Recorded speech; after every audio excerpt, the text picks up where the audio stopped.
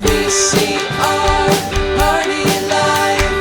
VCR Party Live. At the end of the 20th century, a scientist saw a killer comet on its way. He filmed instructions for its destruction over a second-hand VHS tape, but then was hit by a Winnebago. So his assistants Nick and Joe must search every corner of his drone for the cassette that is our only home. But in the meantime, they'll play the greatest hits they found. VCR Party Live. VCR Party Live. And Melinda's.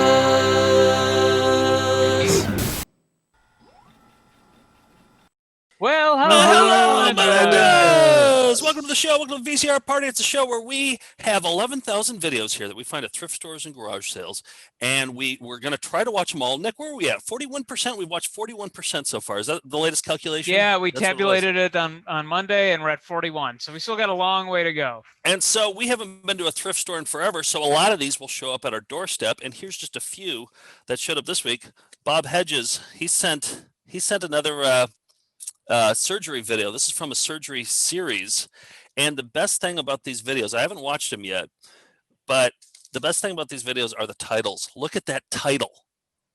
Look at that last word. Pancreatojejunostomy? 22 letters. I counted it today. 22 letters in that last word. Almost an alphabet. Will you work, Nick, will you work this week on pronouncing that? And then when we come back next week, you'll pronounce it correctly? Yeah, I'll work it. If I can pronounce or memorize the PPDSPEMOFOBBT in regards to the one percenters, I can memorize that. Okay, and then here's a two-word phrase challenge I want to give you. Thoracoabdominal esophaggastricectomy. Pretty good, George. Yeah, is that it? Pretty good. Yeah. That other one is when you take up with the pancreas and the jejunum of the small intestine. Those are jejunum. Yeah. Did you just make that up? Is that a real thing? Yeah. No, it's a real thing. Okay. I want to show you. Pouch? Wait, J what? Pouch. Oh, the J pouch. Right. Speaking of two-word phrase challenges, here's toothbrush rugs that Bob is sending next week. So, toothbrush rugs. So he sent you a photo. This is our regular viewer, Bob Hedges. He sent you a photo. He's saying this is coming to you. Yeah, he said this is on the way. What does that mean? Toothbrush rugs. What does that mean? I don't know, but it's a great two-word phrase challenge. I got some. I was in the office and I pulled out some exercise videos that I can't believe, because I'm usually the one who gets saddled doing the exercise video montages every year, and I can't believe I haven't gotten to these before. This one we had on the shelf. It's Bear Aerobics. Fun and games for teddy bears. So, you know, we had the size montage. Maybe it's the aerobics montage. It's all videos that bastardize the word aerobics. Yeah, I could see that.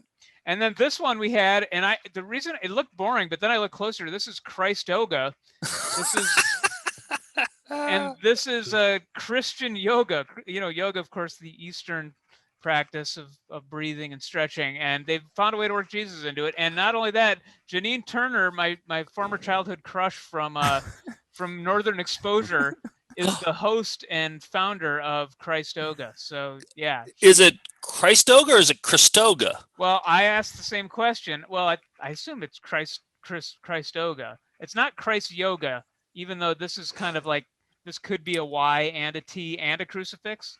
Yeah, but then it says Christian yoga, so I was thinking Christoga. Well, maybe it is Christoga, like Christmas. Okay, we got some words to learn how to pronounce by next week. Well, I haven't watched it yet, so maybe she pronounces it. Yeah. Watch the video and then, yeah. George, you had a question? Well, it's not. I don't think it's that strange that you mix this Eastern with Eastern philosophy. One of the wise men, I believe, was from the Far East. So I think that wise man taught the baby Jesus yoga.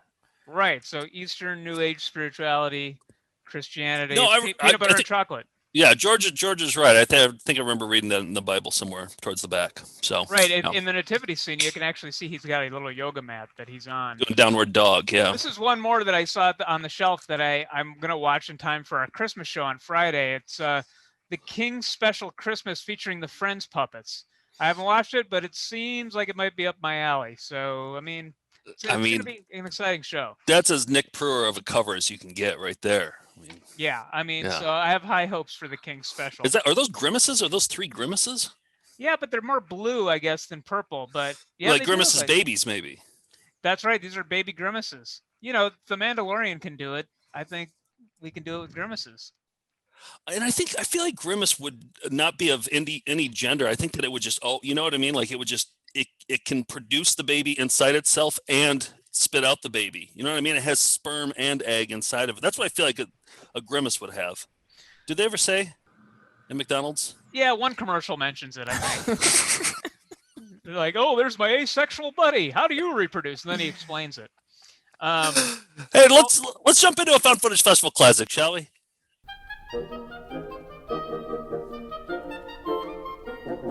You caught me with my pants down, but no one sells carpet or waterbeds for less.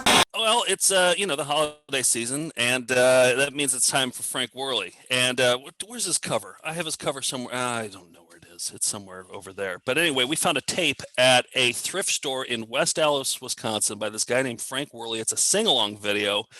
And he has 2 Christmas tapes, and Nick and I watched both of them for last week's EP, and just the songs have been stuck in our head ever since then. So I'm just going to play, I think it may be his best one Christmas of the standouts. song. You agree with this, Nick? Definitely one of the standouts because it has the green screen technology. These were videos with the lyrics on screen so that people, I assume mostly in old folks' homes, could sing along with these traditional favorites. Yeah, that's what they told us, that they sent these out to nursing homes. And yeah, so very low budget, very charming. Everybody pretend you're in a nursing home and sing along with Frosty the Snowman. Frosty the Snowman was alive as he could be, and the children say he could laugh and play just the same as you and me.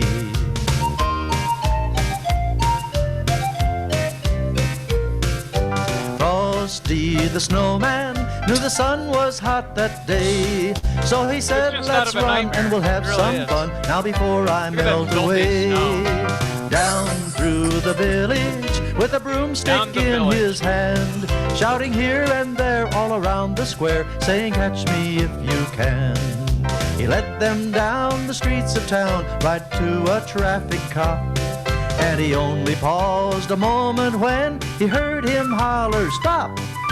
Frosty the Snowman had to hurry on his way, so he said goodbye, now don't you look at that. I'll be back again someday. Unless the cop was a giant lion. Hop, hippity hop hop, just look at Frosty go. Hippity hop hop, hippity hop hop, over the hills of snow. It's just kind of like walking around with a sled. That's what snowmen do when they come to life.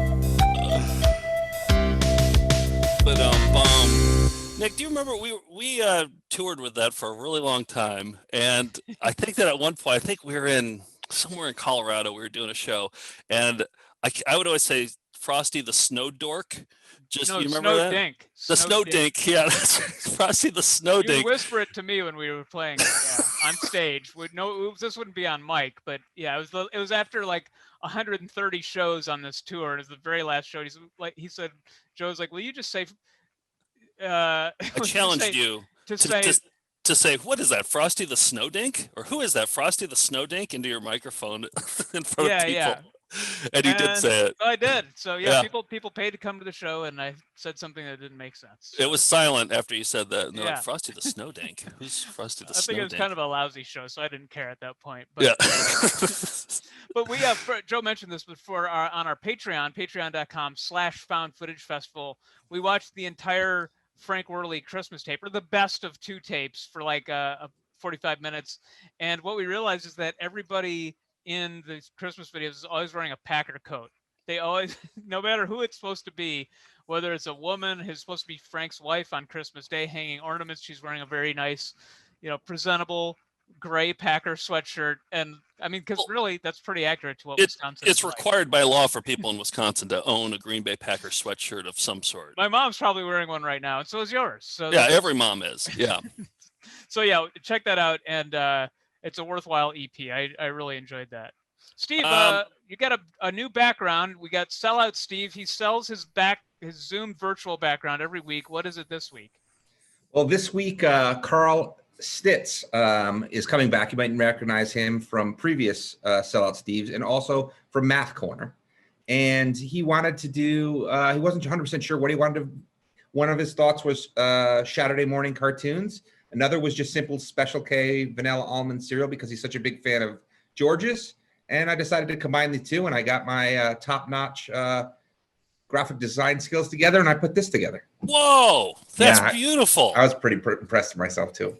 It looks terrific. Yeah, the way the Special K is kind of cut off during on one of them. And so they're promoting our Saturday morning cartoon series and George's love of Special K vanilla almond cereal. Sure. His boring, bland love of, you don't even have vanilla almond, do you, George? You just have like plain. No, I've got three types of Special K currently. Oh, okay.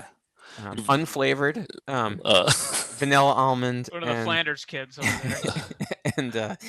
and pecan and cinnamon. That was amazing. Living on the edge. Yeah. And one thing we learned about George is that he won't mess with fruit flavors. If there's strawberries in the Special K, he's not interested, right? It's too much real stuff for me. Yep.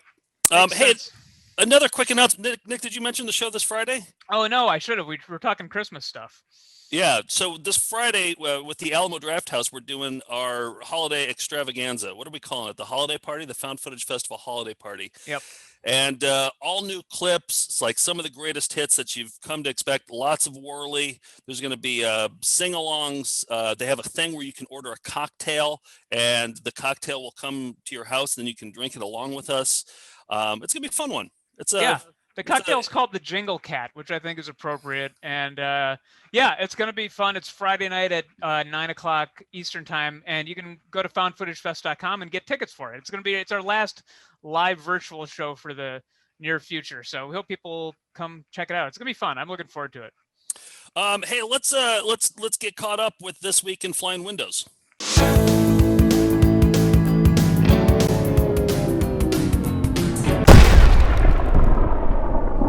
You know, we put a call out for Flying Windows a couple weeks ago, and we've just been inundated. And now I'm just finding them inadvertently now. They're everywhere.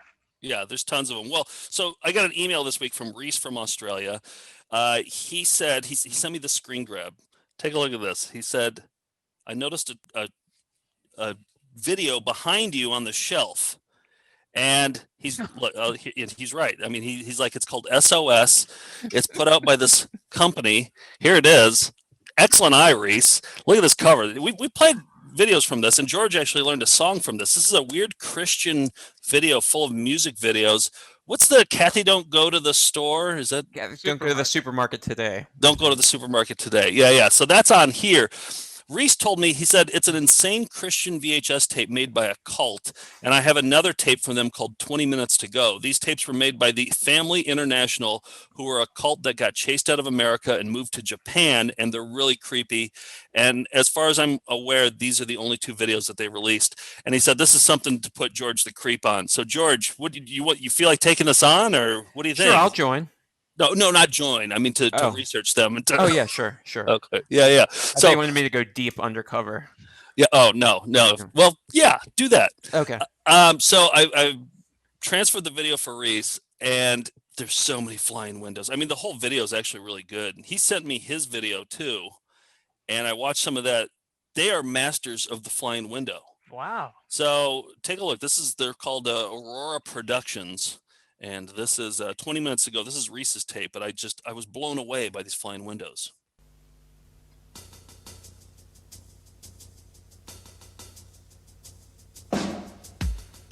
Look at them. I don't see any flying yet. Oh, there we go. I was skeptical. Look at it. But look, why is the guy pointing a machine gun at you? And why is the flying window covering up their logo? It's a lot of questions. Flying window 101. You keep those in the back if you got a logo in front. And I don't think we fully appreciated that guy there. Here. I'm gonna make that George. Yeah, you know what? Maybe I'll join this cult too. If these are the kind of flying windows they got. There's a couple dirty dancing.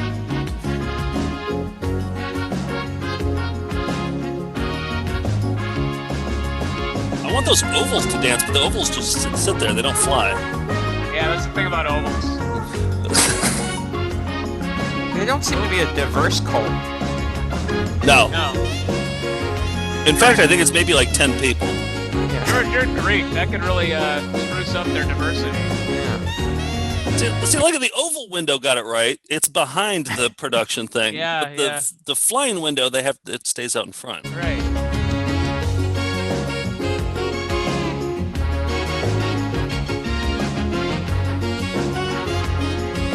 Look at they just dance. They're just so malleable. They just squish and they. I mean, it's more than I know how to do in Adobe Premiere, so I'll give them credit. Yeah. So that's this week in flying windows. Wow. Yeah, Yeah. Aurora, thanks to Reese for his eagle eyes. What did you find behind Joe this week? Let's see. What do you find? Maybe I should move to a different section every week so that people could pick out different things and ask That'd be fun. videos in the back. Yeah, maybe I'll do that.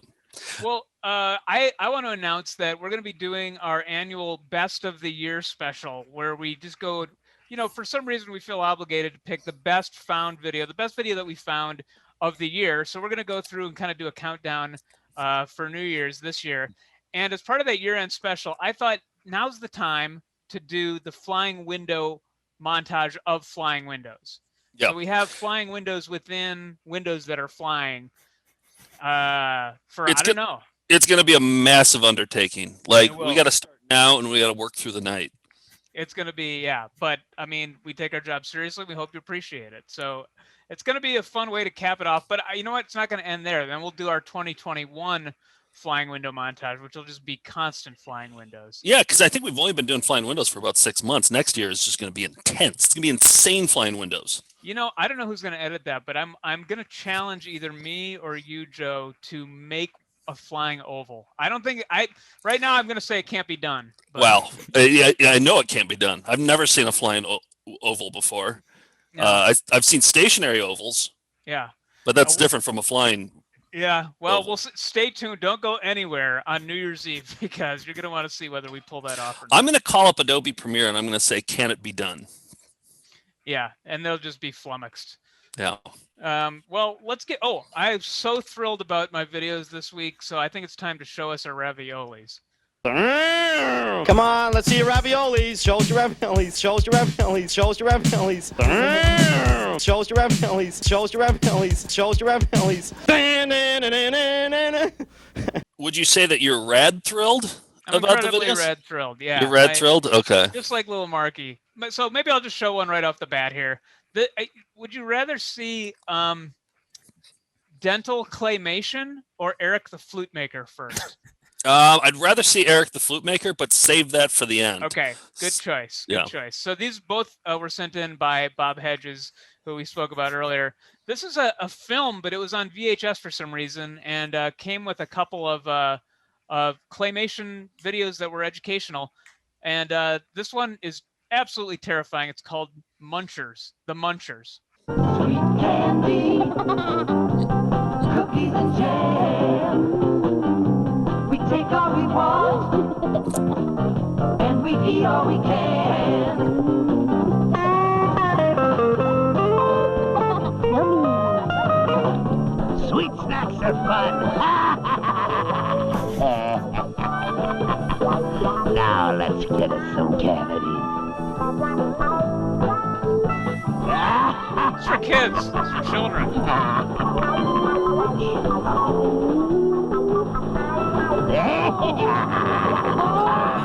I give you a treat. I give you candy by the pound. Cookies and pop. Cookies and pop. I just never stop. I'm Candy Dandy to have around. Hey, Mr. Fillings. Well, you got banged up, eh, Snack 2? Yeah, but why do we get hurt when we snack on sweet stuff all? Why does he have like a Homer Simpson muzzle? It's just because it's easier to animate with the claymation. Yes. Why does that boxing gloves? I mean, there's lots of questions here. Yeah, I guess maybe that shouldn't be the first question. On sweet stuff all the time. What's wrong with it? Mean Jack Sweet. That's what's wrong. He caused all my cavities before I got smart. A balanced diet means healthy teeth and a healthy you. A balanced diet tastes real good, and you feel good too. 4, 4, 3, and 2 servings each day for you. 4, 4, 3, and 2 will get you through the day. We don't want your sweet snacks anymore. No more snacks? Then take this. Oh, no, And this. Don't like to see one of these, do you, Jack? No, anything but a toothbrush and dental floss. No! Fluoridated toothpaste. This'll do a good job. I'll be back.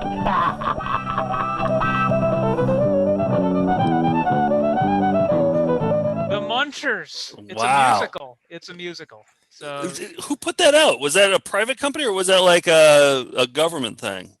I don't know. Actually, I don't know anything about it. I think Skip Elsheimer from AV Geeks probably has it in his collection. But yeah, I know it was Bob gave me 2 different like claymation animation specials, and that was one of them on. It's about 20 minutes long. The music, I don't mind the music. Music's pretty good. But, That's what I was gonna say. Is there's actually a budget there? They have original music, and then the claymation that couldn't have been cheap. That probably took them forever to do.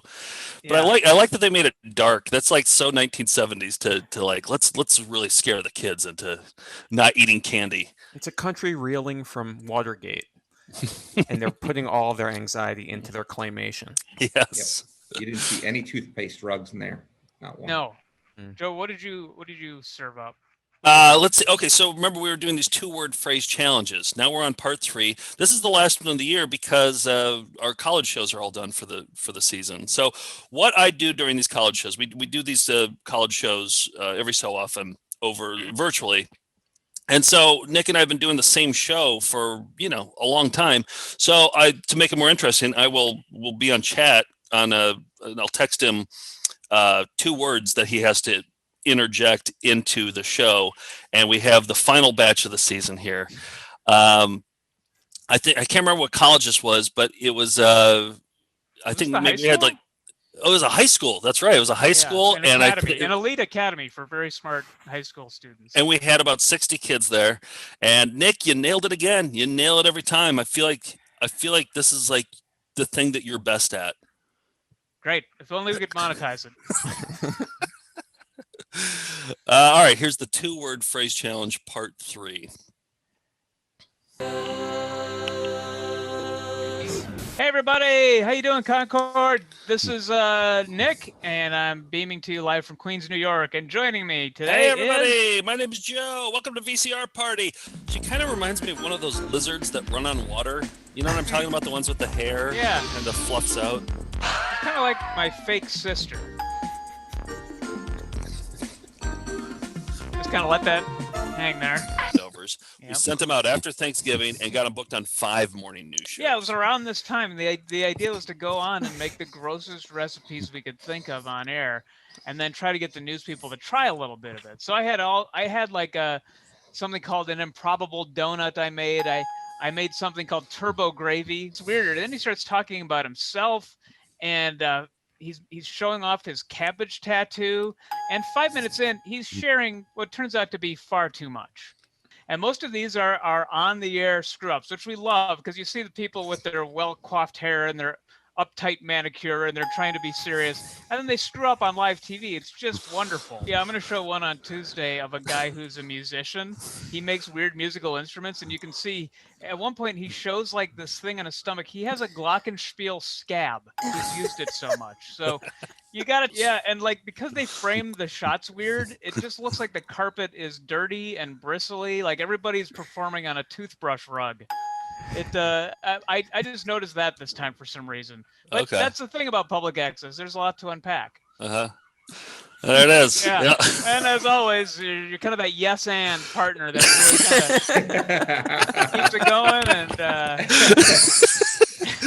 Well, it screws me up more than it screws you up, because then I'm laughing inside, and then I forget what I have to say, and I just kind of flounder for a little It's while. your game. It's your game. I know, but you're the victim of the game. I'm not supposed to be the victim of the game. Right. Yeah. Well, here's the other. Here's Eric the flute maker. You'll see his glockenspiel his glockenspiel scab is just really in the forefront of this. Actually, I didn't include that clip, but this is Eric the flute maker. Now, he's a guy who's by all accounts, a very talented maker of flutes, and he makes them out of like reeds and bamboo and all this stuff. An excellent craftsman, an excellent flute player, but tries to be funny. He tries to Beekman it up.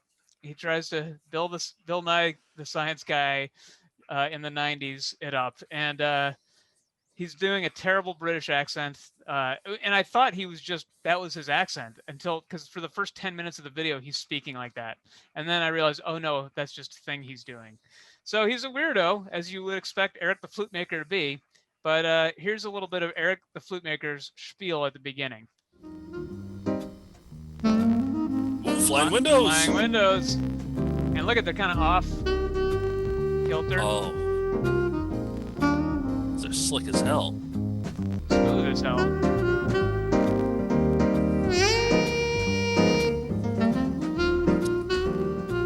Swirling font.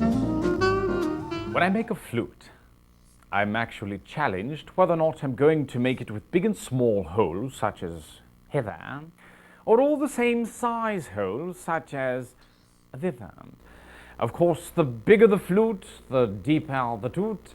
The deeper the toot, the more the lute. Shakespeare, or Ross Perot, I'm not sure, but this is the Oriental scale dating back to the 7th century. Deep, rich, enchanting. Slightly. Look, he's good.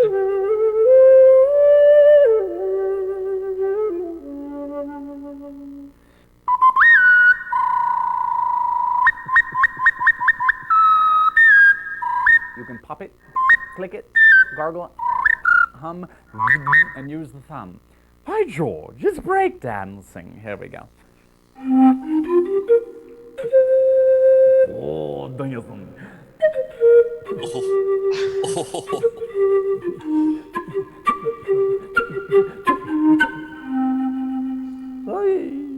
Try that after jogging. Now this is the $2 economy Everglades woo-woo rapper, Renaissance rap music without the yucky words. Amazing grace, how sweet the sound. And now, attention flute shoppers. It's your move. That's all I could stomach of Eric the flute maker. He's just fucking around. Yeah. Can you imagine if you were actually interested in, like, you wanted to learn how to be a flute maker, and then you had to sit through that? And I have a feeling that people who are flute makers or aspiring flute makers probably don't need to be like joked at. Do you think? Yeah. And well, the first part was a sales pitch too, because he makes flutes and he was showing the different models that you could buy from him too. So it wasn't even like, let's just get straight to the information. It was like, here are the different things. Let me try to entertain you. And he does other characters throughout the video. To be honest, I didn't even make it through. So I think there might be more to glean from Eric the flute maker. Well, trying to be funny is always the hardest of anything to watch. Just people trying to be funny and failing is the hardest. So, which is basically our show, right? I mean, it's a hard show to watch. Week after week. Yep. All right, the one I got, it's called Lindow Man. Charlie sent this one to me. It's fascinating. And he sent this email. He's like, have you heard of this? You got to hear about it if you haven't heard about it. So here's the story behind Lindow Man. So the preserved remains of a 20-year-old man were found about 2,000 years ago. They found him in 1984 in northwest England. And here, I'll show you a picture. Here's a visual aid of Lindow Man. They found him in a bog in northwestern England, and he had either been strangled and hit on the head, either ritualistic or execution style. Mm-hmm. But it became a media sensation, And so much so that a primary school in England wrote and performed a song and music video about him called Lindow Man. So, and it's so catchy and it's so good, and they made t-shirts. So here's Lindow Man.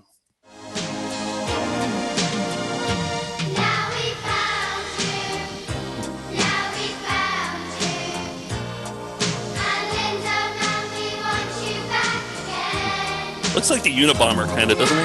Yeah. Oh, I want one of those shirts. I know. Christmas is right around the corner. They got the recorders ready. Eric's flutes? Oh, yeah. We wonder what your life was like. Were you executed or was it a ritual? Your home was hid until your stay. Somebody got in a tree for that shot. There he is.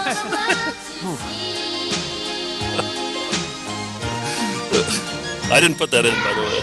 We don't need no education. Couldn't they have combed his hair? Charles Put some gel in it.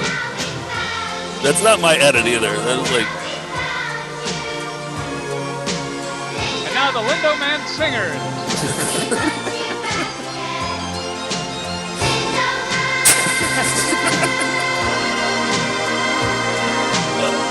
Honk on the head. And he died in an untimely death.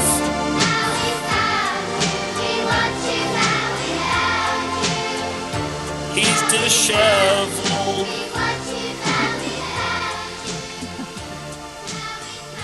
Oh, I want that shirt. We want you back, which is kind of a weird thing. Are there any graphic designers who could recreate this from a? Oh, we should absolutely. We could put them on our store. I mean, that.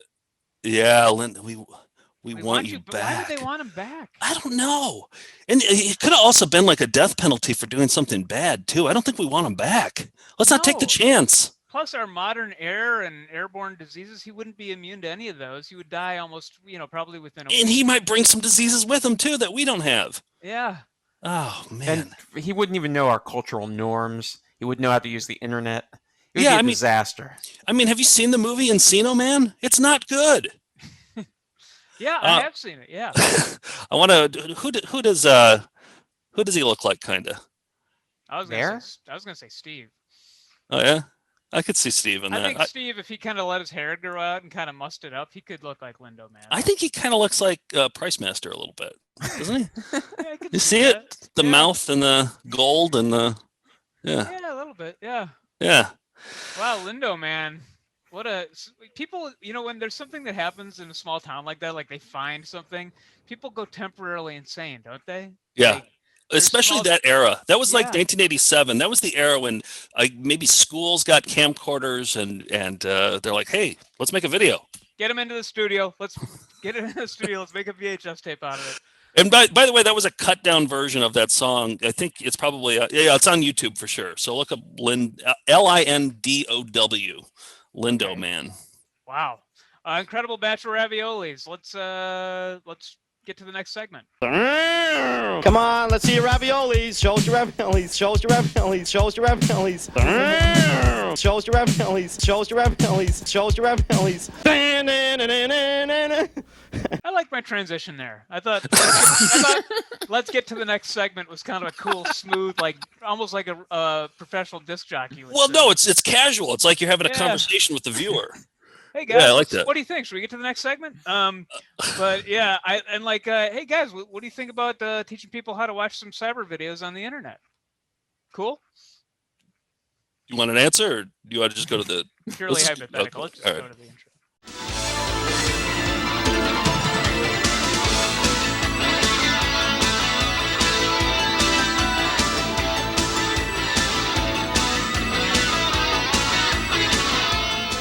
I'm thrilled about mine, so I'd like somebody else to go first. Maybe George, what do you got for us? Sure, this is going to be a weird cyber videos detour. So a few weeks back, Joe's brother Alex was on Saturday Morning Cartoons, and he described being traumatized as a child by a scene in the 1982 cult classic Creepshow. If you're unfamiliar, the movie's a tribute to the horror comic books of the 1950s, and the scene that freaked Alex out involved a torn-off head served like a cake on a silver platter. And on YouTube, I found a 9-part, 2-hour unauthorized behind-the-scenes video that's just a camcorder roaming around the set. Did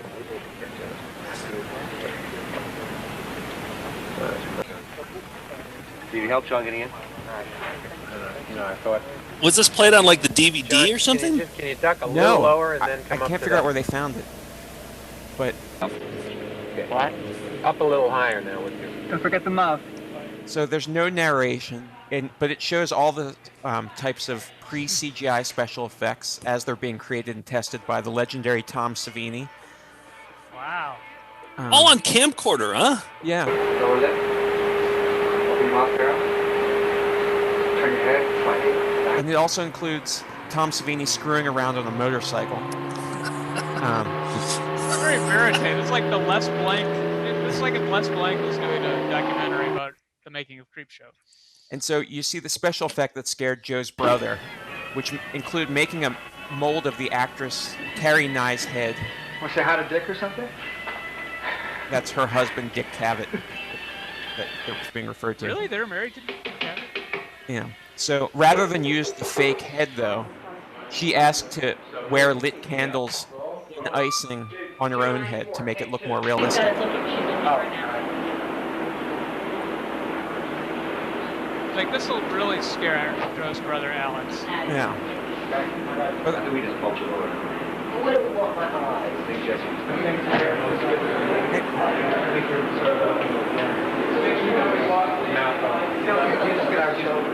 I hope seeing this demystifies this for your brother, Joe. And that's behind the scenes of Creepshow, and I think we can all agree it's a cyber video on the internet. Absolutely. So it'll be good for him to know that wasn't a real woman's head that got torn off. Right. Yeah. I mean, he's like in his late 30s now. He's not 3 anymore, but still, it's good for him to know that. Yeah. Cause he's still watching TV from the kitchen because he's too scared to go into the living room. Exactly. So, exactly. Steve, what do you have for a cyber video? Well, going along with the Saturday morning cartoons, I found a Saturday morning cartoon from my youth that was just so bizarre, I felt like I needed to share it with you all. Dr. Kravitz? Let's lose that appendix.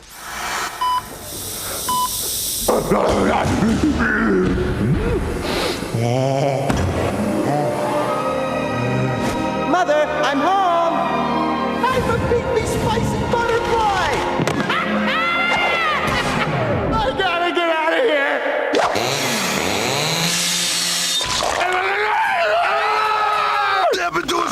Eat me!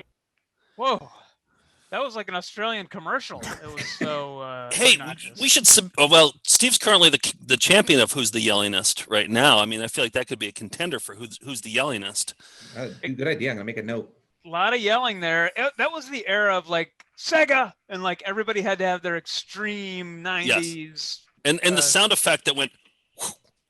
Yes. There's lots of constant. I wonder what that sound effect is called. We should do an all like Beekman 90s episode where it's like has all the 90s tropes in it, like a theme episode. And let's do like a drinking game with the.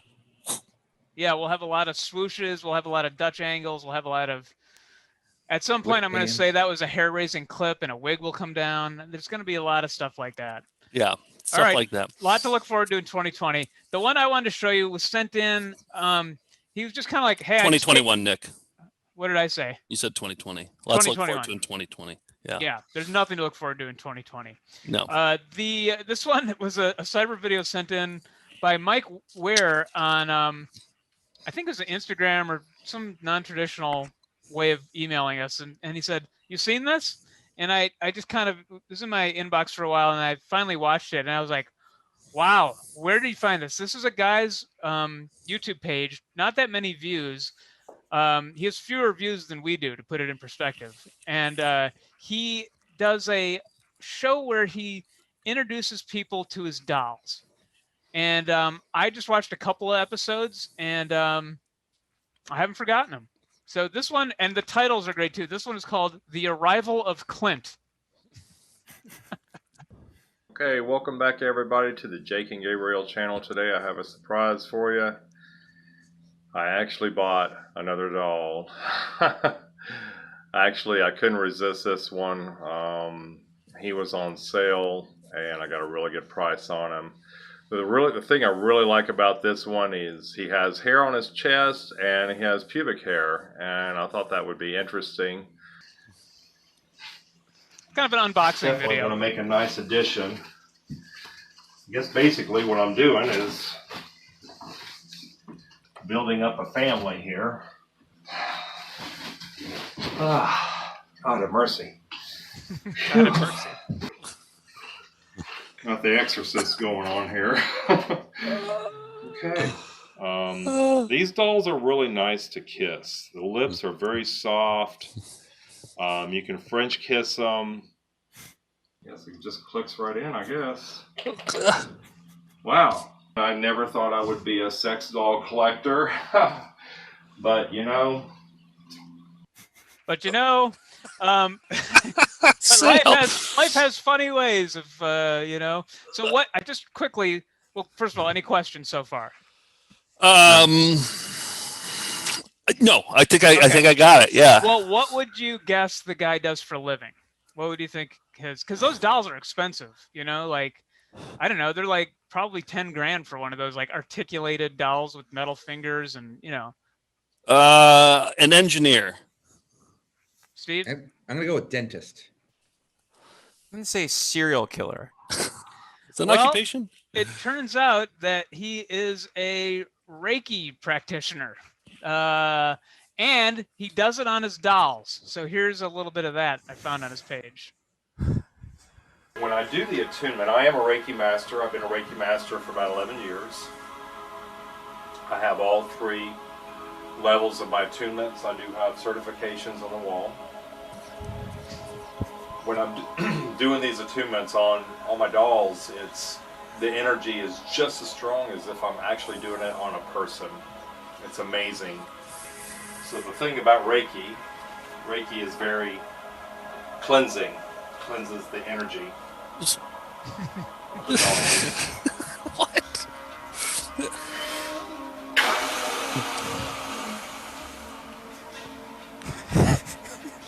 I ask that this Reiki level 1, Reiki level 2, attunement consolidated be blessed, empowered, and sealed.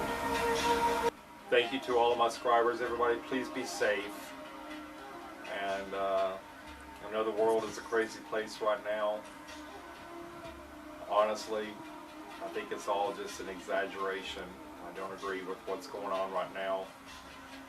But anyways, I'm not going to go any farther on that. So thank you for watching. And until next time. Then it just ends. But Reiki, apparently a COVID denier as well. So yeah. Okay, I gotta get into the Reiki business. It seems like if you can buy that many dolls, like I gotta. Yeah, I guess so, unless it's a hobby. But he's got all these diplomas on the wall. You see him behind him, and there's dozens of video. He sings to his dolls. They're all titled like "The Arrival of Clint" or "Repair on Nicholas." One of his dolls is named Nicholas. So how many views did you say? Did you said the views? How many? I don't remember, but not very many. Yeah, over or under 1,000. Over 1,000, I think, on some of Okay. them, but some are under.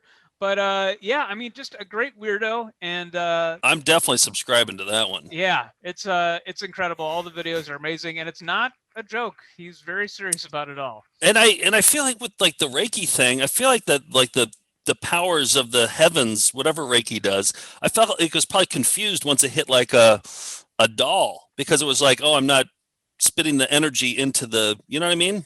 He goes on to talk about how he thinks it imbues just as much energy into the dolls, and you can feel it coming back, and yeah. So okay. I guess it works. But you know, the pandemic can be a lonely time, so you know, it's whatever floats your boat. That's what I wanted to say. All right, let's take a look at some IMGs. I got a graphic that will lead us into that.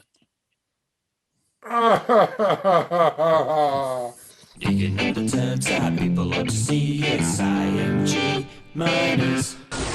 Rocks are done. Gotta sleep. Bye. All right. So IMGs, if you haven't heard, they're accidental uploads to YouTube. People don't change the titles of them. They usually have 7 or 8 views. And this is, we have a fleet of harvesters who are collecting these. And these are this week's best ones. This first one's IMG 3112. It has 17 views. Hallie sent this one and she said, sorry about this one. Oh, no.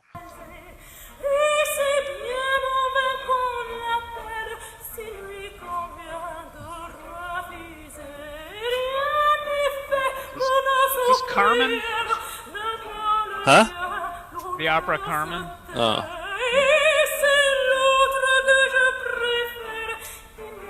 This looks like Leslie Singer, doesn't it?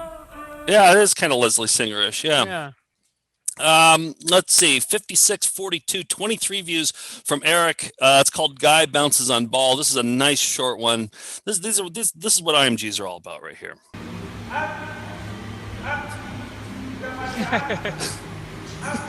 Bouncing ball on a treadmill. Yep. Yep, there it is. That's it. It took 2 people for that one too. IMG 0777, 24 views. Andrea sent this one. She said, a new sport accompanied with a great soundtrack.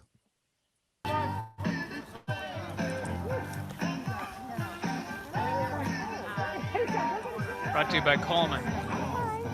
Yep, some good cinematography here too.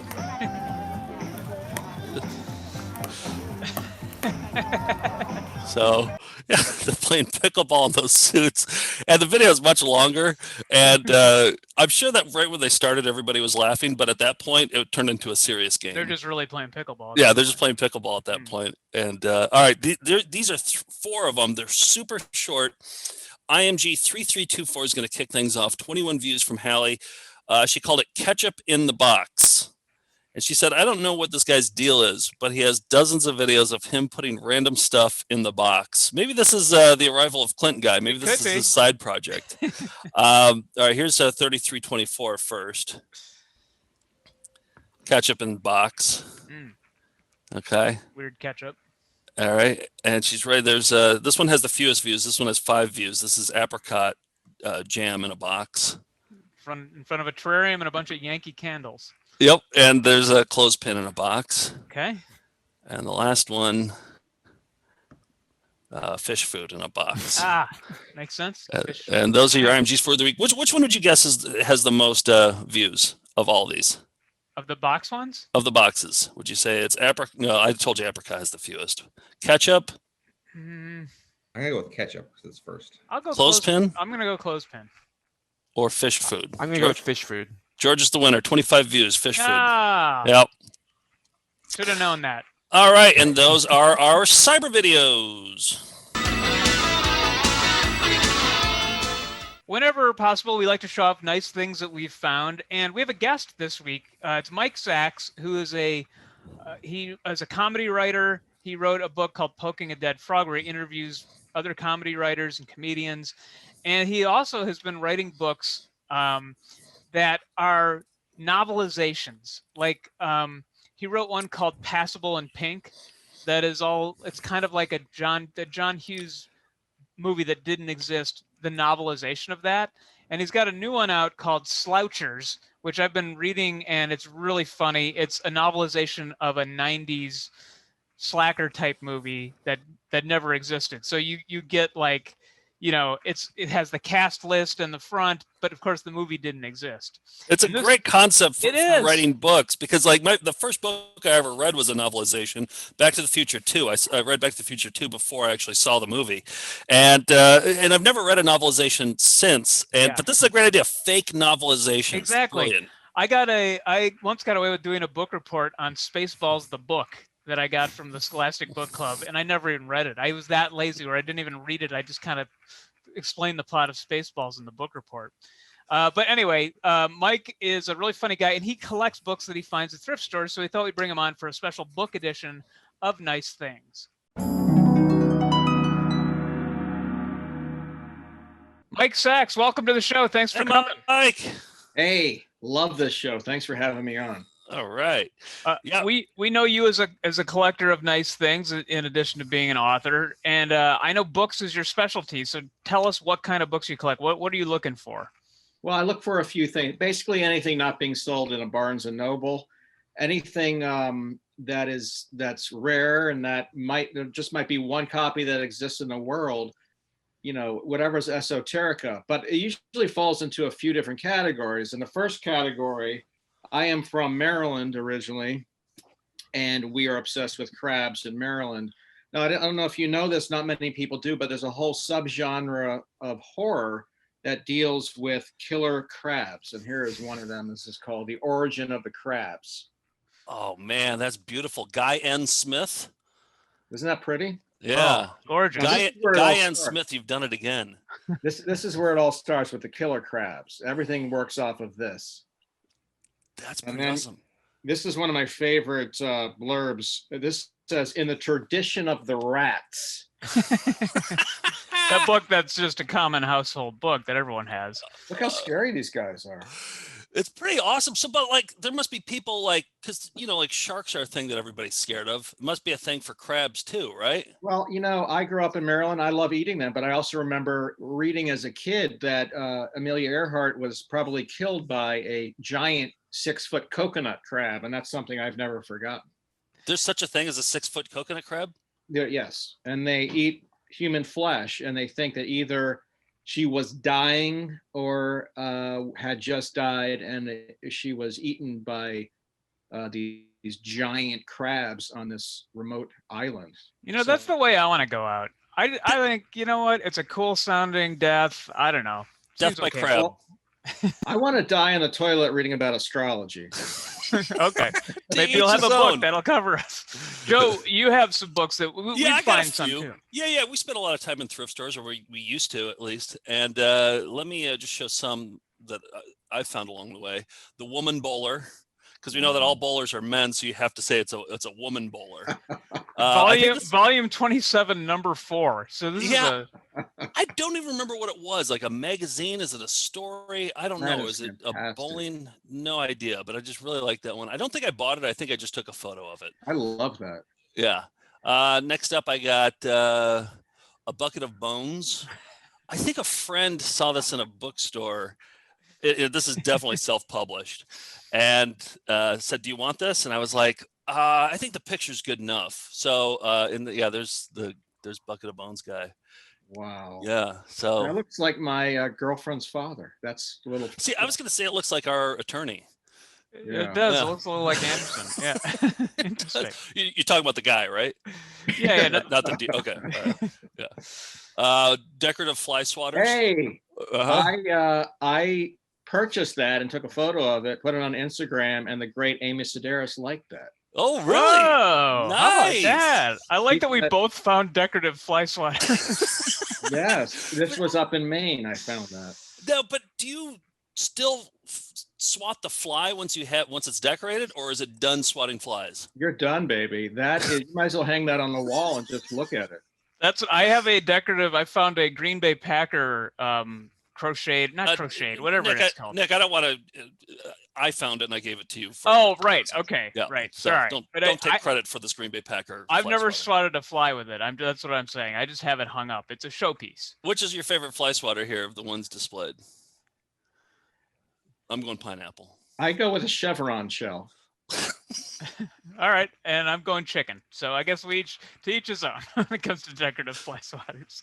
Here's Phil. Nick and I, occasionally when we're on the road and we're on long stretches, if there's like a particularly dirty porn shop, like roadside porn shop, we'll go to it. That looks like, not one of the fancy schmancy new ones that, probably has the dolls and stuff. You're talking about the mom and pop porn stores. Mom and pop, the old ones that they still smoke in. And that's where I got this copy of Phil. Look at Phil. Phil ain't messing around, man. No, he's not. Blonde chest hair. That's kind of an interesting look. Yeah. The arrival of Phil. That's a good one. And that's our Nissan rental that I took that photo in. So that's it for me. Mike, what other genres do you look for? Well, I look for a few. I mean, I look for novelizations. I look for UFOs. I also look for interesting history that I knew nothing about. And this is actually one book that my grandparents owned that I fell in love with as a kid. I think you'll fall in love with now. It's called Guess Who's Jewish? Just guess. Take I'm a just wild stab. Did you know that Woody Allen was Jewish? What? Yeah. Really? Do they have anybody? Do they have anybody that's not Jewish? And they're like, nope, he's not Jewish. I would prefer that book, but this is another shocker. Joan Rivers. Huh? You're blowing my mind here. Now I've Yeah. heard everything. And then, of course, the great Bob Dylan. I had no idea. So it's No history idea. like that I wouldn't have known otherwise that I appreciate. Yeah. I would like it if it was more of like it was Jim J. Bullock. I don't know. I mean, you know, Wow. maybe somebody like that, or you know, They should have some no's in there. You know, an occasional no. No, he's not. But Jim J. Bullock, he might be the most Gentile person who ever lived. I would have to right? guess. But that's why it'd be surprising. So it'd be fun to guess. It'd be I a don't know. delicious Semitic twist. I have a few I wanted to hold up. These are various different genres, but they're thrift store ones. And Joe lives with his wife, so can't bring home Phil, for example. But I have, you know, kind of the run of the place. So here's The bachelor pad over there. yeah. Yeah. So this is don't look now, but your attitude is showing. And there's his attitude showing, and I like keeping on also the price tag on Goodwill. They're asking $3.99 for. Can you zoom? I want to see his face. Can you say some Yeah, words? there's don't look now, but your attitude is showing. You can see him there, looking at himself in the mirror and being like, "Ooh, is my attitude showing?" And it looks like it was there. So yeah. You know, I was told as a kid that attitude determines altitude, and I think that's relevant here. With a face like that you ain't going nowhere, right? Don't look now. All right, here's another one. This is I like collecting sometimes these little golden books that have animals dressed as humans. So this is a whole book called The Little Friends, Kitten, Puppies, and Bunnies. And just this tells a story, and I think like they probably actually dressed up the animals like this, right? Oh, those aren't drawings then. Those aren't No. illustrations. Yeah, they colored them, I think. But yeah, you got cherries for sale. You got some of these little vignettes they've done. I like, you know, these guys. So that's a fun. Yeah, you know, I have some monkey calendars for like they're playing tennis, you know, or they're like ballerinas or something, and you can only imagine that cruelty went behind the scenes, right? Oh, I yeah. mean, like they weren't. Yeah, I mean, They drove a hard ship over at Little Friends, I think. It was yeah, there's a lot Well, I of can tell you from experience, my daughter who's 11 used to dress up our cat as historical figures, and cats adore her. Sitting still for 20 to 30 minutes. I've always said that little girls are cats' number one natural enemy. Oh, like my. that's their number one. You get like a 7-year-old little girl with a cat, and they just like hold it by the neck Oh, and I know. won't let go. Yeah. I walked in once, a little bonnet, a little tie beneath, little gloves, like what, you know. I think a cat would take a dog any day over a 10-year-old girl. Oh, without a doubt, especially if it's a 10-year-old girl, I can assure you. Okay, Ruth Kitty Ginsburg today. This was the one I included. This one because we have a video companion, a VHS how-to video, Clown Ministry Handbook. Yeah, that's one of my genres, but I don't have that one. Yeah, That's a and good one. you can see here it's the this is the 3rd edition, updated and revised ! I would love to know what the changes are. Yeah, I would too. You said you have a different version somewhere? Well, the first two were very anti-Semitic, I remember. Well, guess who's Jewish now? But Floyd Schaefer is the clown in question here, so you know. I've heard that name. I think we have a Floyd Schaefer video. Yeah, that's what don't I was saying. He did the how the Clown Ministry VHS that we Oh, have. he did that original one. Mhm. Okay. Yeah. What else do you have, Mike? All right, so I like advice books, especially on how to make money. That's my one of my go-tos. And this one I found, and I thought it was a joke. I think it was advertised in the iUniverse section of the New York Times Sunday Book Review, which is all self-published books. I love self-published books. In the past, you would go over to a self-published author's house. They'd have 1,000 books in the basement moldering. Now you can do it buy on demand. So every time you purchase a book, they'll send you a book. So I thought this was a joke. It arrived. It is not a joke. The title is How to Shit Money to Get an iPhone. Uh-huh. Now it's the Is it a sequel. medical thing? Like it's what you eat, or You would think it would be. Like logistically, how do you eat a phone and shit money? It's not. It's more metaphorical. This is a sequel to How to Shit Money ! But this goes a little further, a little deeper. How do you ship money to get an iPhone? How modern does that sound, an iPhone? Well, is it just that they're too expensive and we need to be able to, I don't know, like it's not filling like a need, car. right? It's not like a Maserati or something. I mean, it's under Well, $1,000. That's actually a good point. I was thinking about how to ship money to get a Maserati. That would be a book, right? That I would buy that book. Yeah, This but is more iPhone like- already have one. This is more of a digital book in book form. What you're talking about is a nice coffee table book. All right. Now, does she casually swear throughout that book? The writer? It's funny. Here she is, and she's sort of cute. Oh, wow. And, Not what I was expecting. And it's funny because there's one or two things per page, and it's written almost like a born again Christian book would be. There's no cursing, there's no blue words. The only curse word you see is on the cover, which is incredibly rare. Usually, if you do see that, it'll be an asterisk, ampersand, what have you. She's not messing around. No, self-published.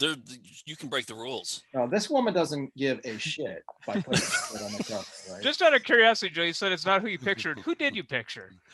I guess maybe the guy from your attitude book.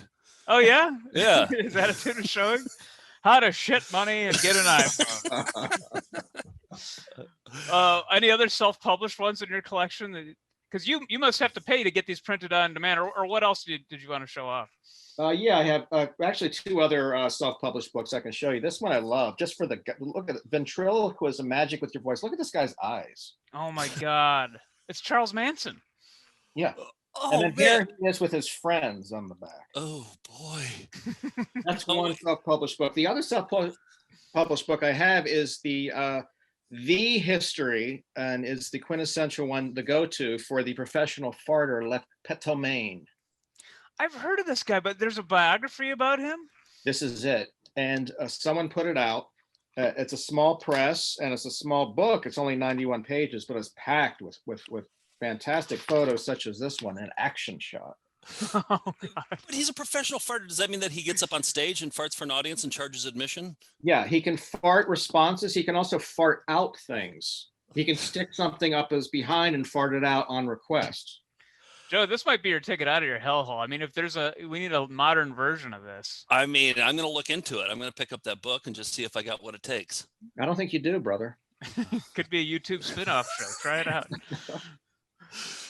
Incredible. Tell us more about your books, because I tried to explain up top, and I also want to show Passable in Pink, which was your last fake novelization. I don't know if I'm allowed to say it's fake, but these are done with all the details of like the cast list of who you would find, like a novelization. So for people who don't know what a novelization is, talk about what these are.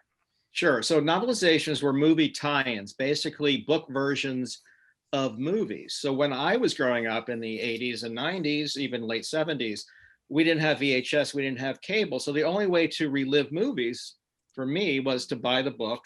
And there was always stills of the movie in it with captions. And it was basically just a play-by-play of the script. Now, I ended up loving them for a few reasons. One is because it allowed me to relive these movies I love, but it also showed me later how the scripts were originally pre-shoot, because these books were written before the movie was shot. So, for example, Pretty in Pink, you know the famous ending for that, where Molly Ringwald goes off with the rich character. In the original script, it was different. She went off with Ducky, and that's how the book reads. So for me, as a fan of movies, pre-internet, one wouldn't typically get to read the original version of anything. And for me, that was pretty fascinating. But I started collecting books. The first one I got was Indiana Jones and the Temple of Doom. And I'm up to about 100 now. Now, the reason I do these fake novelizations is just an easy, cheap way to basically create a movie parody. It's just a Trojan horse, to get in all these, parodies and, satire of whatever these movies, be it a trucking and CB movie or a John Hughes type movie, or the most recent one, which is based on those early 90s Gen X pieces of shit. This one is called Slouchers, and it's out today. I love the guy grinding the Space Needle with a skateboard. I mean, it doesn't get any more. No, isn't that amazing? But what I love about these books too, and I have them designed very specifically, is they're made to look used. And this one actually comes with a used sticker.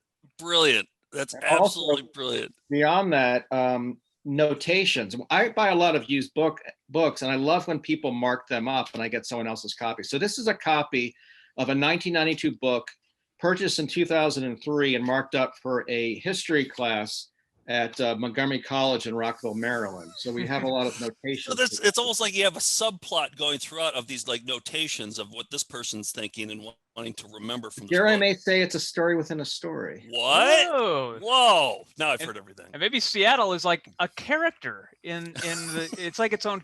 Maybe that's too outrageous to say the city is a character, but My brother, is this my book or yours? You know what? I don't know. But I was telling Joe, because you sent me this book.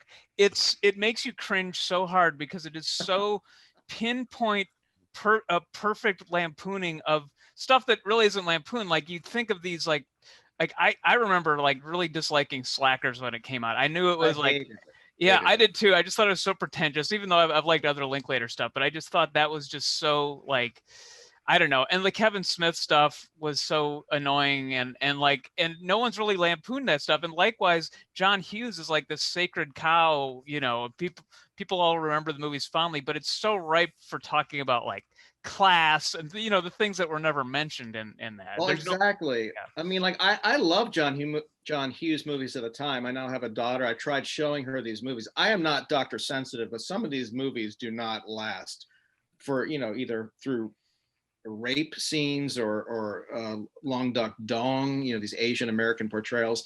They just seem a bit off. And what fascinates me, whether it's a trucking movie or John Hughes or these Gen X movies, are so specific to their time that if you grew up with them do they really mean much to you. Otherwise, they're just curiosities. And having grown up in these times, having seen these movies in the theater, I always felt that they were sort of right for parody, but I didn't see anyone doing it. With these Gen X movies, I was of that age at the time. I was working in a record store and just despising these movies, whether it was Reality Bites or singles. I just found them so fake. They reminded me of the hippie movies put out by the middle-aged in the 60s. They just seemed very fake. And to me, they've all dated very poorly. So I thought it was a ripe subject to go after. Yeah, I watched Slackers recently, like a couple of weeks ago. It was the only Linklater movie I'd never seen. And I watched it and I appreciated it for the film school, it's very amateur and you can see the boom mic dip in every so often. And I appreciate it on that level, but I think I would have hated it back then. Just the way that the conversations are just so pretentious and wanting to be a foreign film. And I don't think I would have liked it, but I could appreciate it on a different level now. Well, I was a slacker that time, and they made slackers out to be sort of heroes, which I always thought was pathetic. Because, I was working for $6.25 in a record store behind a government housing project. And the people I worked with, I can tell you, were not heroes. I can assure you. Especially the 40, 50-year-olds still wearing chukka boots and standing up eating their lunches by the cashier. You also do audiobooks of these, like you did the 70s CB movie novelization called Stinker Lets Loose, and John Hamm plays Stinker, right? In the audiobook. That was funny. I put out the book and it was just for myself. And I just thought, and friends, I thought, this is something I want to do. Put it out there. And so a friend of mine, Eric Martin, said, can I buy the rights to this? And he didn't mean to pay me. Basically, I meant, can I get this made in an audio version? I thought, sure. Not thinking anything would happen. 2 weeks later, John Hamm is playing Stinker. And the reason that is John Hamm posed for my author's photo for Poking a Dead Frog. So I sort of knew him. That's your book of interviews with comedy writers. That's right. It was the second book. The first was And Here's the Kicker.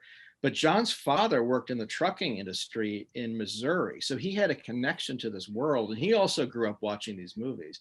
So after he joined on, Ray Seahorn, Paul F. Tompkins, Andy Richter, all these great people got involved with it. And it turned out really fun. Yeah, I want to show, because I'll put up the photo that you consistently post of John Hamm and you, and you have it handy? Oh, I'll put it up now. And it's you and John Hamm looks like John Hamm, and you look terrible in this photo. Well, yeah, I like how you just said you have that handy, like I have it over my bed. I thought you were reaching to go grab your balloon. I was reaching for alcohol is what I was reaching for. No, well, actually, as I point out, he is the nicest guy in the world. He's also the best looking guy in the world. In this picture, let me set it up, was I was trying to look cool. I was not trying to look bad. Just showered, new shirt, clean slacks. I pose next to this, it's a gravitational force is like an imploded star. So I look like I just slithered forth from a swamp standing next to this guy. I look like some sort of creature standing next to him. And honestly, I can tell you, I was not trying to look bad. I was trying to look cool. Now, here's the photo. Mike, please come back on and show us more books. And I want to mention you also are the one who turned me on to Long Shots, the foosball movie, which we showed on our Judah Friedlander episode. So thanks for introducing us to Long Shots. That is one of my favorite movies. Is about Leif Garrett becoming a foosball national champion, foosball gloves and all. Mike, I hope that the Slouchers book, I hope you're able to shit enough money to get yourself an iPhone because you deserve it. Well, I'm shitting right now, brothers. So. Okay. Money or shit? No, another book. Oh, okay. My next book. I have so many books to show you guys. I would love to come back if you'd have me. Definitely. Let's do it. All right. We'll make it a regular segment. Thanks, Mike. Thank you so much. And there's Your Nice Things book editions. That was fun. Thanks, Mike, for being on. I'd recommend. I've been laughing in bed at this book. It's so funny. So check it out. You can get it on Amazon. All right, we let's get into some viewer requests that it had done.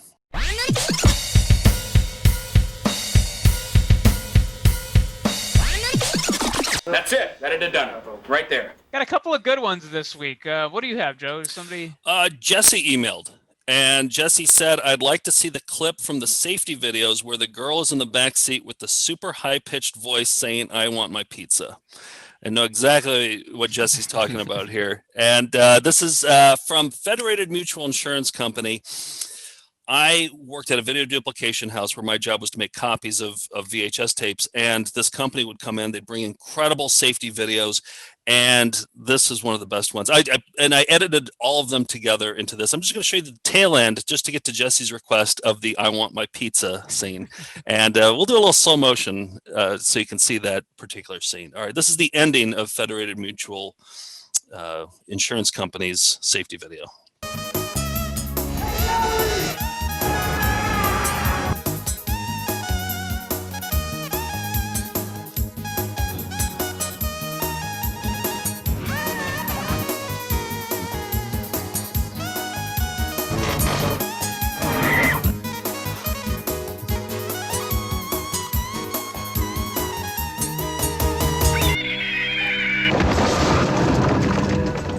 Yeah, there it is. No, you know what? I think I pulled the wrong clip because you can't hear her say I want some pizza. No, I think that might be the shortened version. Yeah. Yeah, I think this is the shortened version. But maybe while you're showing your thing, I'll find the right clip. Okay, all right. Okay, but I do want to just show this. Watch the explosion. I think the pizza explodes. Yeah, that's a pizza. Like, look at it, right there. Hasn't even hit it yet. Explodes before impact, like a lot of cars do. Yeah. All right, let me find the right one while okay, you're doing this. I'll read the next one. This one, it was a weird one. I got it over Instagram again, and we recommend people email you because I can't keep track of all the Facebook messages, and just email us at info@foundfootagefest.com. But Michael wrote in, he said, I am desperately trying to find an old commercial where Stevie Wonder touches E.T.'s face and says, E.T., you haven't changed a bit, but I'm not finding anything despite having seen it. And I looked for it. I couldn't find any commercial for it. And then I found a Super Bowl with Gloria Estefan in it and Stevie Wonder and E.T. And it was just the intro before they went live to whatever stadium they were playing in. And I was just about to email back and say, hey, I found it. And he wrote back and was like, got it. Never mind. It was a Super Bowl. And George wrote back and said, I'm skeptical that this even exists. So where did you go wrong? You were unable to find it? Yeah, what's up with that, George? I was a little concerned when I heard this. It was like, I thought he's our detective here. I will say that no such commercial exists. I checked all E.T. commercials. I checked all Stevie Wonder commercials. And this is the sort of thing I came up with, that there were a lot of fake Stevie Wonder ads. Like this Stevie Wonder Atari ad is actually just a fake based on this synthesizer commercial. But there does exist this T-shirt, which is the closest thing I could find to a crossover between E.T. and Stevie Wonder. Was that a Lionel Richie song? No. I just called to say I love you? No. Oh, no, you're right. That's Stevie Wonder. Yep, my bad. I'll eat some Batman cereal later tonight. That's I get it. Sometimes you got to think outside the box. Yeah, or outside the box that has clothespins in it. You got to think outside of that. And it was just by searching E.T. Stevie Wonder, and then finally I saw that they were in a Super Bowl, and I thought maybe this is it. So here it is, the very odd intro to the Gloria Estefan and Stevie Wonder halftime show. This is final call. Big Bad Voodoo Daddy to Stage B. I just want to say Stand by the Spyro. Here in Miami, and that this halftime is going to be a party Miami style. Hola, Gloria. 1 minute, Stevie! Wow. E.T., you haven't changed a bit. There it was. So he remembered it correctly. That was actually it. Now, why was E.T. Gloria Estefan, Stevie Wonder? I get it, but why was E.T. part of that halftime show? Because he was popular that year, and they had to shoehorn it in. It was 1999, so maybe they were releasing the special edition that year or something. Oh, yeah. Okay. They said Big Bad Voodoo Daddy at the top. Yeah. Big Bad Voodoo Daddy to the stage. That sets you in a place and time. So. And E.T. spoke Spanish, right, to the TV? He said, "Hola, Gloria." Yeah, that's not canon. Well, Michael, that'd have done yourself. I guess that'd have done yourself. All right, for Jesse, we will hear the little girl say, "I want my pizza," as promised. Let me have my pizza. There we go. You want your pizza? I'll give you your pizza. I gotta hear it one more time. Listen. It's like a mouse squeaking.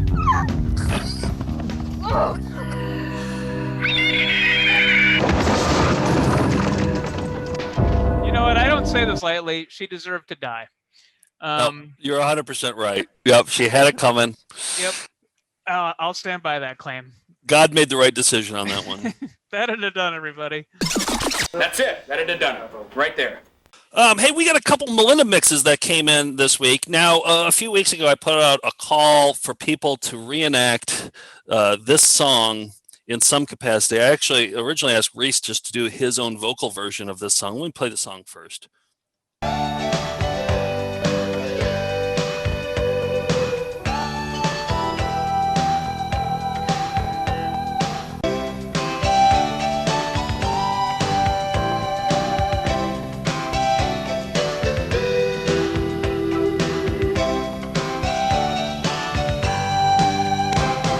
That was for a meat skinning device from Holland, and just with a toe tapper of a song.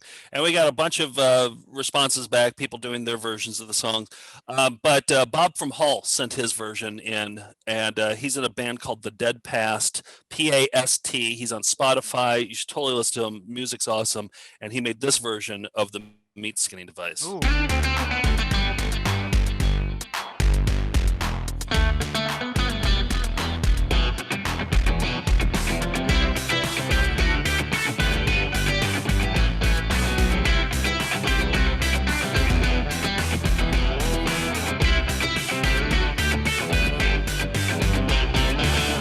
Such a hot hit. Guy folds it at the end. Yeah, we gotta. Oh man, maybe we have enough for an album. We might have enough for an album. Oh, combine all of them? That could be for the year-end special, like the whole thing. Like combine them all into one song. One of my favorite albums as a kid was just called Louie Louie, and it was 20 different versions of Louie Louie, like a marching band and the original, and maybe we have our Cradle meat skinning device album. Yeah. So here's the other call I put out, Nick. When you went on morning news shows as Chef Keith, you did a rap. And this is one thing that we did a few years back. We wrote up a press release saying that Nick was a celebrity chef who had just written a book on what to do with your Thanksgiving leftovers. He got booked on 5 morning news shows and got one on I think it was Rockford, Illinois. Mm-hmm. And you did a rap. And here's what that rap sounded like. You blend it up. Blend it, yeah. And how long do you blend it? I always do a rap. That's kind of a. That's easy. It's can you give me a beatbox? Like A beatbox? Well, holidays are here and it's time for cheer, but the leftovers have you feeling fear. Go to the fridge, take out the container. You can make your leftovers even greater. Rap is great, rap is great. Boom, done. Okay, so that's the cringe-inducing rap that Nick did on live television. Is it hard to watch whenever you? That was one of the hardest things to do. Now watching it, no, but when I was actually doing it, I was like, okay, I just have to pretend I'm not here in this room right now doing this. I put out a call for somebody to put some background music to it, and Bob from Hull came through, and wow, this is actually a great song. Here it is. Can you give me a beatbox? Yeah. Beatbox? Can you give me a beatbox? Beatbox? Can you give me a beatbox? Well, holidays are here and it's time for cheer, but the leftovers have you feeling fear. Go to the fridge, take out the container. You can make your leftovers even greater. Well, holidays are here and it's time for cheer, but the holidays are here and it's time for cheer, but the holidays are here and it's time for cheer, but the holidays are here and it's time for cheer, but the leftovers have you feeling fear. Go to the fridge, take out the container. You can make your leftovers even greater. Rap is great, rap is great. Boom, done. Thank you so much. We're going to try this during the commercial break. Oh, wow. That was wonderful. That was... I was spitting fire, according to that. Hey, Nick, would you ever collaborate with her again? With Absolutely. That Yeah. She's the DJ, I'm the rapper. Absolutely. No, you guys did have a collaboration there, actually. I think you guys did have a little bit of chemistry. I think so, yeah. It's kind of like I'm being serious here. Cardi B guest on something, and yeah, I would have her beatbox. Absolutely, yeah. Yeah. All the fat boys are dead, so I think she might be the next best thing. Yeah. I'm sorry to bring up the fat boys' death. I know how sensitive. Just really put a downer on the show. Around the holidays too. Oh sorry, boy. everybody. Amazing. Yeah, we should put that out as a single on our Spotify and SoundCloud. SoundCloud, yeah. But also the video we should put on YouTube for the holidays as well. Mm-hmm. What's The holidays are here and it's time for cheer. That's right. Fun rhyme. Saturday morning cartoons. We're doing all holidays this December, and last week we watched the Dukes of Hazzard cartoon, the Scrooge episode, and Boss Hogg was Scrooge. What do we have this week? We got Garbage Pail Kids. There's actually a show, Garbage Pail Kids, that came out, I can't remember what year it was, 1989. It actually never even saw the light of day in the United States. Canada got it, every other, Czechoslovakia got it, everywhere else got it, but there were 3 coalitions that said no to the Garbage Pail Kids cartoon. And I gotta say, of all the cartoons we've watched so far, I think this one's genuinely the best one. I think we would have liked this one as kids. It's genuinely funny. Yeah, I mean, Dungeons and Dragons, hard to argue with that being... That's true. But in terms of actually being comedically of value, it was kind of postmodern. It had a sense... It was kind of like Tiny Toons, Animaniacs sensibility to it, earlier than either of those shows. Yeah, and a lot of quality gross out humor, a lot of good filth. Their transitions will be like barfing coming across, or like, a trash can will spill garbage all over the place. The writing is great too. Like, yeah. It's our first like genuinely funny cartoon. Yeah, so. Caitlin McGurk's joining us again for that one. And then, we got more coming up. We'll tease later. Willie's Garage tomorrow. We have our first interview with an executive. Well, he's a consultant and writer on ALF, David Stephen Cohen. And he brought some photos from the ALF set that are mind-blowing. So come check that out tomorrow. Was his first question when he came on the show, was he like, what the hell are you doing? Was he like, you're a grown man. I haven't thought about this show in 35 years. Well, we have gotten that. A friend of ours emailed, he happened to know one of the puppeteers who was one of ALF's arms, and said, hey, do you want to go up? My friend does an ALF show. Do you want to be on it? She's like, ooh, ALF? I'd rather not. I'd rather just forget about it. And but we're holding the candle for this show, and I know a lot of people want to see ALF revived, so we're doing our damnedest. Who are these people? Just various people and sundry people. Yeah. Just people out there, just people in the just world, people general out there, people. yeah. Okay. Social media and stuff. Yeah. Cool. Well, good for you guys. Keep you. going. Only how many more episodes? 114 left. We're in the 90s. We're in the 90s now. So yeah. Okay. Okay. Home stretch. Home stretch. Yeah. And then we also have an EP mode episode. We thought Hanukkah is Friday, so maybe we'll watch the Uncle Moishi Jewish holiday songs video. Yeah, let me pop it in, see if the tape works. I mean, I don't think we've ever watched this one before. So I just digitized it, actually. Oh, you did? Yeah, because that's where I pulled some of the Sukkot Torah songs and stuff from this past year. So I put it back on the shelf. It does work. So Okay. I think it's worth watching. It's a concert that Uncle Moishe did for kids where he talks about most of the Jewish holidays, and we don't know a lot about that. I thought it might be educational for us. Okay, we'll learn something. Anything All else right. going out? That had it done for me. I got to go. Clint is going to arrive any minute. So Clint. We'll be right back right after that, everybody. What are we going out on here, Nick? It looks like you have the... Yeah. Oh, and I also wanted to say, come Friday to the Alamo Christmas show again. It's going to be fun. This is our last chance to promote that before we go. Yeah, this was sent in to us. We've shown a lot of horrifying stuff tonight, but this might be the most... Nick D sent this in, and we watched a Cabbage Patch video. What was that called? Camp Cabbage, Joe? Camp Cabbage, yeah. We showed a clip from it on VCR Party. Our patrons got to see it in its entirety on the EP mode. One of my favorite ones we've ever done. It was a souvenir of a fan convention you could go to at Xavier Roberts' home and office in Georgia. And this guy decided to take the song on there, the Cabbage Patch Kids song, and remix it and put some video effects on it. He calls it Cabbage Patch Dream Nightmare. Nick D, we're going to go out on that. So love it. Yeah. Anything going out for you, Steve? My nose isn't full of yuck anymore. Okay. I'm going to go ahead and say if we had been prepared, we could have done better. Now it's up to nature and our little mother here. Sweet dreams.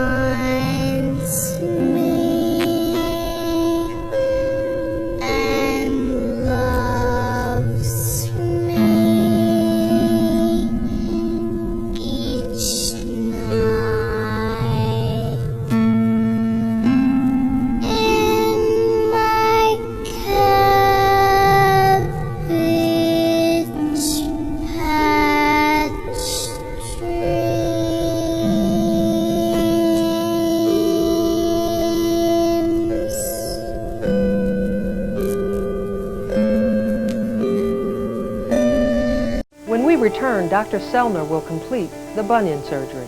Yes, those are his pajamas he's wearing. All right, I gotta go. That's all. That's it. Let me see that one. Rocks are done.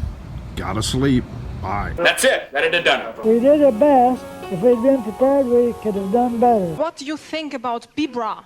About what? My nose isn't for yuck anymore. That's all I'm doing. Cheerio. Tinkerbell! We'll be right back right after that. And Kurt Polster, the real great guy. Nice.